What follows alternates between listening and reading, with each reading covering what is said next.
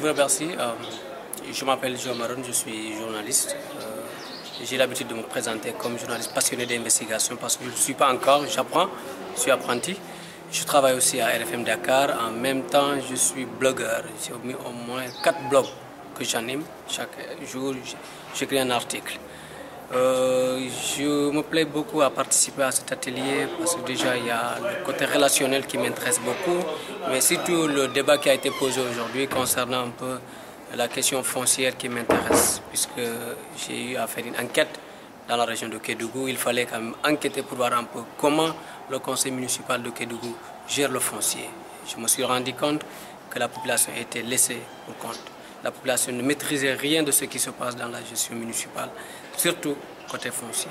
Et je me dis, ça a été inadmissible quand même de trouver un conseil municipal qui vendait des terrains qui appartenaient déjà à d'autres personnes.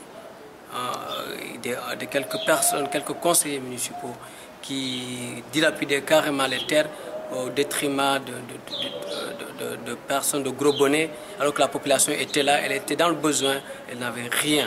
Je me dis qu'il fallait faire une enquête pour voir comment ça se passe. Et l'enquête nous a révélé quoi?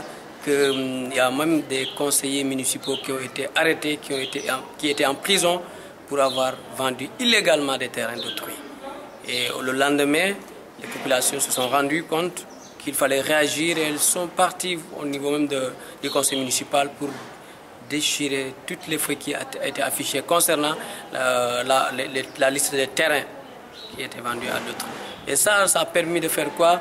Au moins d'attirer l'attention du conseil municipal pour dire que vous n'avez pas le droit quand même de vendre des terrains parce que la loi ne vous permet même pas de vendre des terrains. Et si vous arrivez aussi à affecter des terrains, pensez quand même à la population locale.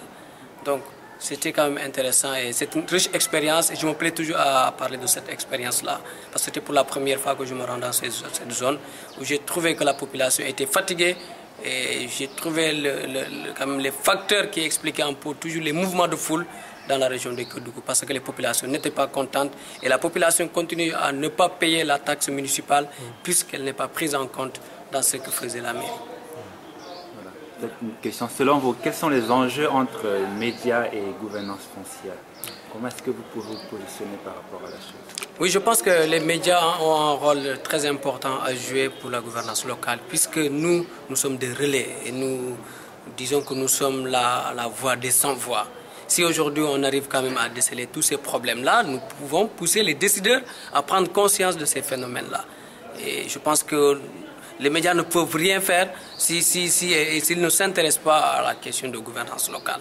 Je pense qu'il faudrait quand même renforcer un peu ce lien, continuer à échanger et à partager surtout des informations et aussi faire le suivi parce que je pense que ce n'est pas intéressant quand même de faire une telle rencontre, deux rencontres. S'il n'y a pas de suivi, il n'y aura pas quand même d'impact. Et moi je pense que ce que nous cherchons en faisant par exemple des enquêtes, c'est au moins de pousser les gens à réfléchir et aussi à faire un suivi pour que ces choses-là ne se reproduisent plus.